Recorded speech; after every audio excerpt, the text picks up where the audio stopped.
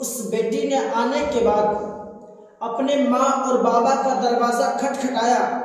جب دروازہ کھٹکھٹاتی ہے اور کہتی ہے ماں اور بابا باہر آؤ، جب وہ دونوں باہر آتے ہیں اتنی دیر کے لیے ان کا دماغ بکھر چکا تھا، ان کا ذہن ادھر ادھر جا رہا تھا۔ جیسے ہی دروازہ کھولتے ہیں، دروازہ کھولنے کے بعد کیا دیکھتے ہیں، حیران ہو جاتے ہیں۔ بیٹی جن پیروں سے چل نہیں پاتی تھی ان پیروں کو چل کر کے اور آ کر کے دروازہ کھلوائی ہے۔ دونوں ماں اور بابا دیکھتے ہیں، بیٹی کبھی ادھر جاتی ہے، بیٹی کبھی ادھر جاتی ہے، اور دیکھنے کے بعد حیران ہو جاتے ہیں اور کہتے ہیں اے بیٹی یہ کیسے ہوا، تیرے پیر کیسے سلامت ہوئے؟ تو وہ بیٹی فرماتی ہے اے ماں اور بابا، آپ نے کھانا کھاتے وقت مجھے بتایا تھا کیا آج جو ہمارا گھر کا مہمان ہے بڑا ہی نیک ہے، بڑا ہی صالح پرہیزگار متقی ہے ہمارا گھر کا مہمان، تو میں نے ہی جیسے ہی آپ آ گئے میں نے رب کی بارگاہ میں ہاتھ اٹھا کر کے دعا کی، اے میرے رب اگر واقعی یہ نیک اور پرہیزگار متقی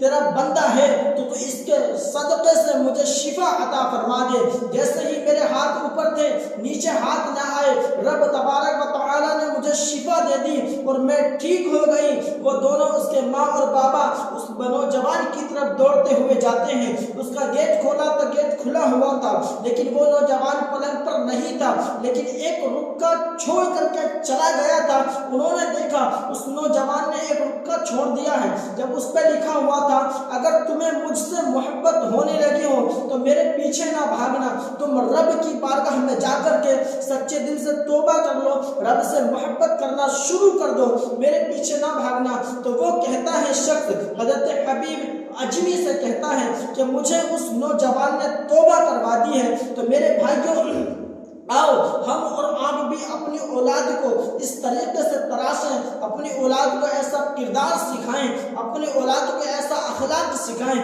کہ آج ہماری اولاد بھی اتنی کم عمر میں نیک اور صالح بن جائے۔ ہم اپنی اولاد کو اچھا کردار سکھائیں گے تو ہماری اولاد اچھا سیکھے گی۔